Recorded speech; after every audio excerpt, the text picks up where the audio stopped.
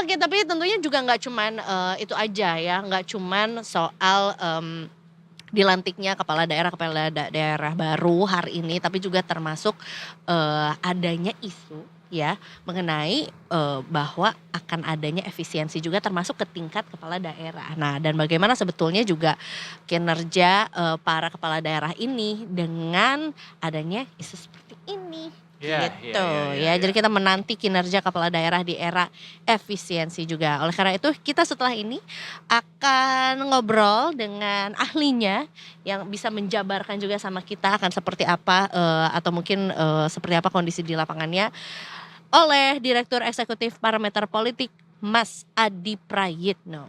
Mas Mas Adi, Adi selamat selamat sore. sore. Mas, Sore, kita Edo, tos Eza. juga. kita tos dulu dong Mas. Kita sama-sama pakai jeans ini. Hah? Keren. Mas, sore ini kita temanya adalah bilas muka apa? Gosok gigi. Gosok gigi, bilas Eva muka, efisiensi. Itu salah satu lirik lagu dari Hindia, Hindia. Mas. Band favoritnya Gen Z saat ini. Iya, Musisi favoritnya Gitu Gen Z. ya. Hmm. Saya masih Benar. penyuka dangdut, Mas. Oh, dangdut ya. Siap. Nanti kita ganti playlistnya ya, Mas ya. Anyway, Mas Adi, bicara soal efisiensi, hari ini juga kan kepala daerah dilantik, lebih dari 900 orang dilantik oleh Pak Prabowo begitu, dan bertepatan dengan momentum pemerintah saat ini sedang melakukan efisiensi gitu. Kita pengen mengukur bagaimana nanti sepak terjang kepada kepala daerah ini di tengah efisiensi gitu.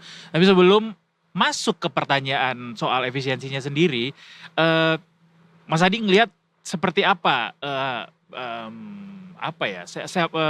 perjalanan Indonesia di bawah kepemimpinan kepala daerah baru yang sudah dilantik ini nanti, Mas Adi, melihat ini ya dari latar belakang situasi politik saat ini yang berkembang di Indonesia. Ya, kok pertanyaannya berat sekali nih, Mas. Harus dong. Padahal tadi kita Kan nggak cuma hore-hore. Ya kalau mau ya jujur secara umum memang evaluasi kepala daerah kita itu kan tidak sesuai dengan ekspektasi. Mungkin kepala-kepala daerah itu yang kerjanya perform sesuai dengan kebutuhan masyarakat secara umum itu kan bisa dihitung dengan jari. Selebihnya saya kira memang kepala-kepala daerah itu masih jauh panggang dari api. Jadi masyarakatnya itu masih struggling dengan persoalan-persoalan yang mereka hadapi. Persoalan stunting, persoalan kemiskinan, persoalan gizi buruk. Dan yang paling menyedihkan itu kan korupsi itu masih terjadi di berbagai tempat.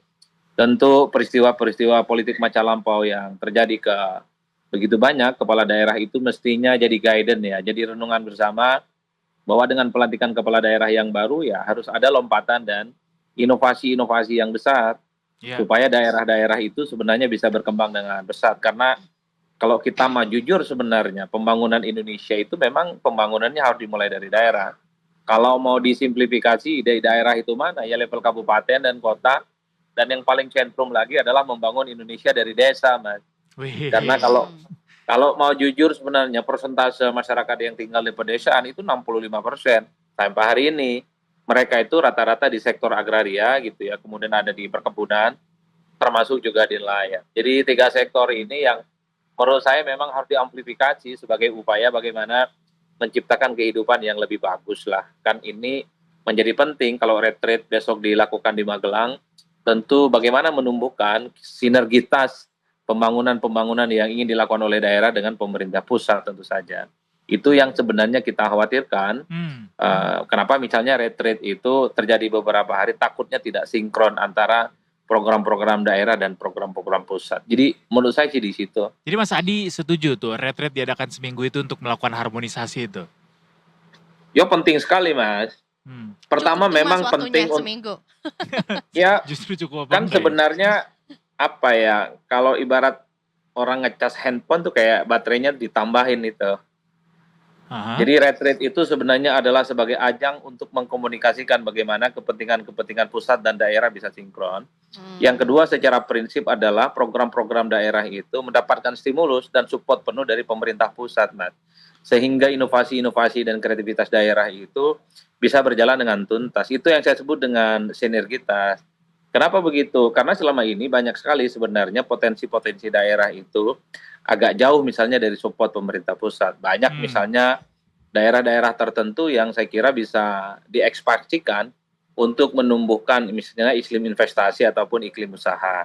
Ada daerah-daerah tertentu misalnya dia adalah daerah agraris tapi karena tidak ada support yang kemudian maksimal dari pemerintah pusat maka dia tidak bisa dituntaskan.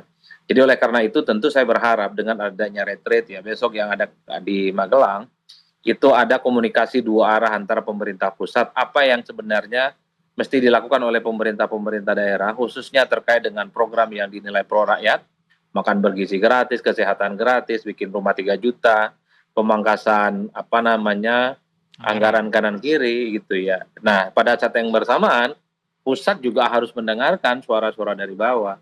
Kalau mau jujur Mas, banyak sekali daerah yang saya kira potensi-potensinya yang belum digali. Di Sumbawa itu ada namanya Pulau Moyo. Kalau Pulau Moyo itu diekspos ya, itu bisa menjadi salah satu destinasi wisata selain Bali dan selain Senggigi. Di kampung saya di Pulau Madura di salah satu Gili gitu ya, ada namanya Gili Iyang. Itu kan ozonnya salah satu yang terbaik di dunia. Kalau itu diseriusi kan menjadi pusat destinasi wisata. Jadi orang itu kalau mau liburan bukan hanya ke Bali, Mas. Bukan hanya ke Jogja ya enggak, tapi juga ada ke Sumbawa, ada juga ke Madura dan berbagai-bagai tempat yang lain. Tapi Ataupun misalnya agak susah untuk bisa membuat itu menjadi kenyataan, Mas, alias mewujudkannya mengingat kayaknya ruang gerak pemerintah saat ini agak terbatas dengan efisiensi ini, sehingga juga kayaknya itu juga terakumulasi di ruang gerak pemerintah daerah gitu, agak susah kayaknya ya. Enggak secara prinsip bahwa makan bergizi gratis itu penting, tapi kan harus dilihat juga bahwa persoalan hidup di negara ini bukan hanya soal makan bergizi gratis, Mas. Jadi kalau mau jujur per hari ini usia yang umurnya 17 sampai 40 tahun itu kan persentase 65%. Itu jumlah jauh lebih besar dibandingkan dengan umur-umur yang misalnya di bawah 15 sampai misalnya 7 atau 6 tahun ya. Bukan tidak penting, tapi jangan kesankan bahwa seakan-akan dengan makan bergizi gratis urusan bangsa dan negara itu selesai. Tidak sesederhana itu. Kalau niatnya untuk menghilangkan stunting, orang busung lapar, saya kira di situ kita harus mengapresiasi. Tapi sekali lagi orang sehat, orang tidak busung lapar, itu tidak ada kaitannya dengan pertumbuhan ekonomi. Itu tidak ada kaitannya dengan tingkat baca buku yang meningkat. Banyak kok kawan-kawan kita waktu di sekolah, waktu kuliah, kelihatan bonafit, badannya tegar, kemudian makannya tertib, baca bukunya nggak serius tuh, nilainya juga jelek. Tapi kalau dia mencalonkan diri sebagai pejabat publik, dia bisa menang gitu. Yang ingin saya katakan adalah, sekalipun badan seseorang itu sehat, tidak ada kelaparan, tidak bisa dijamin otaknya juga akan encer. Oleh karena itu, jangan sampai alasan efisiensi itu justru menyumbat ada sektor-sektor lain yang sebenarnya itu masih bisa dimaksimalkan. Apa potensi-potensi lain? Ya soal misalnya pariwisata, misalnya soal industri rumah tangga, soal UMKM. Kita tahu di Jawa Barat kan industri rumah tangganya besar, Mas. Ada jaket yang dari Garut, ada gesper ataupun ikat pinggang yang juga dari Jawa Barat ya. Kalau itu yang dimaksimalkan, maka cinta produk Indonesia memanfaatkan daerah sebagai sentrum perubahan dan pembangunan, saya kira itu akan mantap, Mas. Itu saja. Artinya, saya selalu mengatakan, jangan sederhanakan bahwa seakan-akan negara kita ini selesai urusan apapun dengan cara memberikan makan gizi gratis. Itu saja sih sebenarnya. Itu benar. Makanya tidak mengherankan di berbagai tempat kan ada opsi yang lain. Kalau ada makan bergizi gratis, kira-kira kapan ini sekolahnya gratis? Betul. Bukan hanya di negeri, tapi juga di swasta. Kan itu yang ingin disinkronkan antara fisik, antara rohaniah, antara intellectuality itu menjadi suatu hal yang memang sama-sama harus dipikirkan. Saya kebetulan alumni pesantren 10 tahun, jarang saya makan, Mas. Makannya nggak bergizi saya itu kalau mau jujur satu persatu. Tapi turis tuh saya persoalan intelektualitas rasa-rasanya bisa kompetisi dengan mereka yang gizinya tercukupi. Yang ingin saya katakan adalah isi otak, isi pikiran kita itu seringkali tidak ada hubungannya dengan apa yang kita makan. Saya dari kecil itu makan jagung kok, makan sagu, makan singkong. Tapi rasa-rasanya sejak kecil saya relatif suka baca buku dibandingkan dengan mereka yang sudah kelihatan bonafit. Itulah yang saya sebutkan. Mendiagnosa persoalan makan bergizi gratis itu jangan disimplifikasi seakan-akan dengan cara makan bergizi gratis urusan negara ini selesai. Ada benar. sektor yang lain. Apa itu? Pertumbuhan ekonomi. Apa itu sektor yang lain? Supaya masyarakat-masyarakat di daerah itu bisa berkembang. Misalnya yang petani selama ini tidak hidup dan tidak mati, mirip-mirip lagunya Coklat, itu bisa diatasi, Mas. Hmm. Sektor pertanian, sektor perkebunan, sektor nelayan, pendek-pendek aja pikiran kita dan negara kita. Artinya apa? Kalau masyarakat secara umum sudah terberdaya, ekonominya terberdaya, persoalan makan anaknya kan sudah selesai mestinya. Jadi negara nggak perlu ngasih orang anak-anak itu ngasih makan lah. Cukup orang tuanya berdayakan, yang tidak bekerja kasih pekerjaan, yang pendapatannya tidak mantap cukup dimantapkan. Orang yang kemudian selama ini miskin, jadikan mereka tidak miskin. Ya saya kira mereka punya kebutuhan. Bagaimana bisa memenuhi kehidupan keluarga mereka, termasuk anak-anak mereka yang ada di SD, di TK, SMP, dan SMA. Konteks saya di situ sebenarnya. Mhm, mhm, mhm. Mas Adi, ini juga berarti kan sebetulnya juga nambah challenge juga untuk para pemimpin daerah juga. Secara tidak langsung mereka juga dituntut untuk menjadi lebih kreatif lah ya, untuk mencari atau memperbesar pendapatan asli daerah lah, atau mungkin juga memanfaatkan apa tuh, Peluang-peluang baru yang ada peluang di yang ada daerah gitu gitu. di masing-masing daerahnya. Iya, betul Mas. Memang ini harus memeras otak di tengah keterbatasan. Ini ibarat anak kos-kosan yang sedang merantau ke Jakarta nih sambil Iya. kuliah. Mhm. Satu sisi mereka itu harus bekerja keras, kuliah, ngerjain makalah. Tapi pada saat yang bersamaan mereka harus berkelahi dengan hidup, bayar kosan, bayar SPP. Saya membayangkan kayak gitu. Di tengah kesulitan ekonomi, soal efisiensi, saya kira memang tidak ada alasan sebenarnya bagi kepala-kepala daerah untuk tidak bisa tampil secara maksimal. Hmm. Justru yang disebut dengan efisiensi itu di tengah keterbatasan, kepala-kepala daerah ini bisa memantapkan bagaimana langkah-langkah strategis mereka Hmm. untuk membangun daerah masing-masing. Apa kreativitas itu?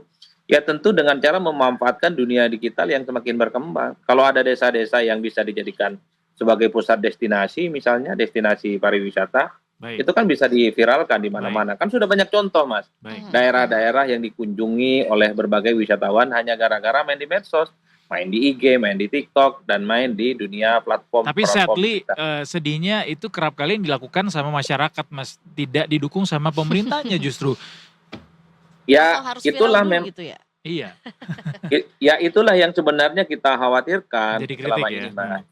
Kenapa? Seringkali kepala daerah itu kalau sudah dilantik dia tidak pernah bekerja. Nunggu kerjanya itu 5 tahun sekali, itu pun jelang pilkada. Nah, Jadi tak heran kalau kemudian masyarakat itu kalau ada pejabat, dia kelihatan merakyat, dia kelihatan bekerja, berbuat sesuatu untuk rakyatnya, pasti rakyatnya ngomong begini nih, mau baik. pilkada ya. Iya benar-benar Jadi suka banget jadi kayak empat gitu. tahun, empat Atau tahun pas setelah akhir mereka. tahun Mas buat ngabisin anggaran. Tapi misalnya ada kecenderungan kalau jelang pilkada kan pasti banyak saja tuh pekerjaan-pekerjaan yang terkait dengan sesuatu yang dinilai dengan pro rakyat dilakukan, tiba-tiba gorong-gorong Benar. dibetulin, Jadi aspal yang selama populis ini ya. bolong tahun-tahun Hmm. dibetulin. Biasanya tidak ada bansos, ada bansos. Tidak ada bantuan untuk Majelis Alim, tiba-tiba ada bantuan rebana, ada kerudung Iya, dan iya, iya. seterusnya. Mas, Tapi kinerjanya musiman. Yang ingin saya katakan Hmm. adalah mestinya kepala-kepala daerah yang baru, soal menjadi kepala daerah itu ini bukan hanya soal bagaimana menabung untuk jadi kepala daerah selanjutnya. Yang paling penting mereka itu bekerja untuk masyarakat. Itu saja fungsi terpentingnya, Mas. baik. Ya kalau mau jujur, masyarakat di bawah itu sangat tergantung bagaimana gubernur, bupati, dan wali kotanya. Hmm. Saya kebetulan di Jawa Timur, di Madura. Bisa tidak Hovifah itu bikin misalnya kereta api dari Surabaya ke Madura? Itu kan top, Mas, untuk memangkas jarak tempuh yang cukup jauh. Dengan adanya transportasi kereta api ya, saya kira ada inovasi-inovasi baru yang bisa dikembangkan. Kemacetan bisa dikurangi, jarak tempuh juga bisa dikurangi. Itu hanya salah satu contoh. Baik. Bagaimana sebenarnya kepala-kepala daerah itu bisa berkreasi ya dan manuver supaya bisa meningkatkan bagaimana akselerasi daerah itu bisa mantap. Ya. Dan ngelihat Pak Prabowo sekarang kan juga dengan koalisi so-called permanennya yang akan dibentuk ini ya, yang visionerkan seperti itu, dan apa namanya, koalisinya juga yang saat ini juga cukup kompleks begitu, cukup lengkap. Sejauh mana peran hal tersebut untuk bisa mengorganisir kepala-kepala daerah ini bisa bekerja dengan baik nanti di daerahnya masing-masing, Mas? Bagi saya mestinya tak ada persoalan dalam konteks komunikasi politik, tidak ada persoalan dalam konteks dukungan politik. tidak ada persoalan dalam konsolidasi politik. Sampai hari ini, semua partai politik itu menyatakan tegak lurus dan mendukung semua program-program strategis Prabowo Subianto sebagai Presiden Republik Indonesia. Itu artinya sekalipun begitu banyak kepala-kepala daerah itu di luar Gerindra, ada yang dari Golkar, ada yang dari Nasdem, ada yang dari PKS, ada dari PDIP, dan seterusnya. Tapi karena instruksi partainya adalah semua tegak lurus, saya kira dalam konteks stabilitas politik mestinya terjamin. Even Artinya nggak PDIP akan ada yang macam-macam nih Mas ya? Nanti nggak kepala ada yang daerahnya. macam-macam. Even PDIP sekalipun ketika Pram dan Sidul dilantik, mereka Diminta mengutip maaf, Bu Mega. pesan Megawati Soekarno Putri I, jangan pernah membangkang perintah dari Pak Prabowo Subianto, dan yang kedua adalah mendukung penuh keinginan pemerintah pusat. Itu sekelas PDIP, apalagi partai yang lain yang tergabung dalam kiblat, semua ini tegak lurus, Mas. Sami'na wa atokna. Jadi dalam konteks itu mestinya persoalan daerah dengan pusat nggak ada tuh ceritanya, nggak bisa diselesaikan. Tapi kan Jadi biasanya itu daerah-daerah- ada tanda bintangnya di ujung Mas, ada syarat dan ketentuan berlaku. Apa tuh? Iya, we never know apa yang terjadi di belakangnya gitu. Artinya sekuat apa Pak Prabowo bisa mengorganisir, bisa mengharmonisasi kepala daerah yang saat ini sudah dilantik ini. Mestinya bisa dan mudah kok. Hmm. Ya buktinya ketika ada retret itu semua kepala daerah menyatakan ikut. Dan kan Pak Prabowo itu sebenarnya tidak memberikan suatu hal yang wajib bagi mereka. Katanya kalau ada yang ragu-ragu, ada yang tidak siap, silakan mundur. Tapi Ini kan takut ada juga buat nolak perintah presiden Mas. Ya Apapun gimana? alasannya. Ya betul, apapun alasannya. Saya kira ini dunia yang serba terbuka. Kalau memang kepala-kepala daerah tidak sejalan dengan program yang disampaikan oleh pemerintah, dalam retreat itu bisa dijadikan sebagai ajang komunikasi, Mas. Baik. Kan kita tahu misalnya di Papua Pegunungan, banyak tuh siswa, pelajar, dan mahasiswa menolak program makan bergizi gratis. Tinggal disampaikan secara terbuka. Supaya tidak ada kesan bahwa persoalan program-program pemerintah itu justru resisten di berbagai tempat, ditolak dan tidak diterima. Baik. Pentingnya retreat adalah bagaimana mengkomunikasikan supaya program pusat itu juga bisa dilaksanakan di daerah, dan pada saat yang bersamaan program daerah juga disupport oleh pusat, kan itu kuncinya. Ya untuk apa ada retreat kalau komunikasi dua arah itu tidak dilakukan dalam konteks ini. Makanya komunikasi dua arah menjadi penting supaya win-win solution. Daerah untung, pusat pun juga untung. Baik. Mas Adi, terakhir boleh singkat saja, siapa kepala daerah yang dalam catatan Mas Adi, dalam pantauan Mas Adi yang paling ditunggu gebrakannya? Ya, saya kira semua kepala daerah. Saya sih berharap kepala-kepala daerah di luar Jawa itu akan menjadi contoh yang kemudian akan membuat kejutan di kemudian hari. Kalau kita mau hitung rata-rata, sejak era pemilihan kepala daerah dipilih secara langsung, yang disebut dengan kepala daerah transformatif itu kan munculnya di Jakarta aja, Mas, di Banten aja, dan di Jawa secara umum. Jawa Timur, Jawa Tengah, Jawa Barat, Banten, Jakarta. Di luar itu seakan-akan tidak ada transformasi apapun yang terjadi dengan kepala-kepala daerah yang lain. Padahal kita tahu di luar Indonesia, maksud saya di luar Jawa, itu kan banyak sekali kepala-kepala daerah yang top. Dulu ada mantan gubernur NTB, namanya Zulkifli Mansyah. Sekolahnya bagus, Mas, sampai Inggris S3, ya kan, bahasa Inggrisnya bagus, komunikasi internasionalnya bagus. Cuman karena gagal diekspos, ya gubernur-gubernur seperti di NTB sebelumnya itu tidak pernah kedengaran bagaimana inovasi-inovasinya. Salah satu programnya adalah misalnya mensekolahkan anak-anak NTB ke luar negeri. Ada yang ke Australia, ada yang ke Malaysia, ada yang ke Inggris, Amerika, dan seterusnya. Dan itu bagus secara program. Tapi eksposur politiknya karena di luar Jawa itu tidak mendapatkan apresiasi. Tentu saya berharap di periode 2025 untuk 5 tahun yang akan datang, muncul pemimpin-pemimpin luar Jawa inspiratif dan formatif. Bisa menjadi contoh dan portofolio supaya Indonesia itu bukan hanya Jawa. Supaya Indonesia itu gubernur, bupati, dan wali kotanya bukan hanya di Jawa, Mas. Tapi sebenarnya kita memiliki kepala-kepala daerah di luar Jawa yang juga mantap, di mana kapasitas, kompetensi, jam terbangnya itu juga kompetitif sama dengan gubernur, bupati, wali kota yang ada di Pulau Jawa. Saya kira di situ konteksnya. Ya, Amir ya. Kita berarti nantikan saja berarti setelah ini, setelah day one ya para mereka pemimpin retreat daerah. dulu. Oh ya, retreat dulu. Retreat dulu di didik militer dulu. Betul, ya. ya. Di Lembah Di Tidar, Magelang, baru ya. nanti kita lihat seperti apa sepak terjangnya. Tapi Terima kasih retreat banyak, bagus Mas juga, Adi. Mas, buat ngurusin badan, oke lah. Benar Mas, tadi lumayan banyak yang buncit ya. Waduh. Terima kasih Mas Adi Praitno udah bergabung sama Detik Sore. Keren Selamat banget sore. outfitnya barengan sama kita di sini. Sama Yo, Kita nanti lah kayak meet up ya, janjian. meet up ya. Iya, harus dong main ke Detik. Terima kasih banyak Mas Adi. Selamat sore.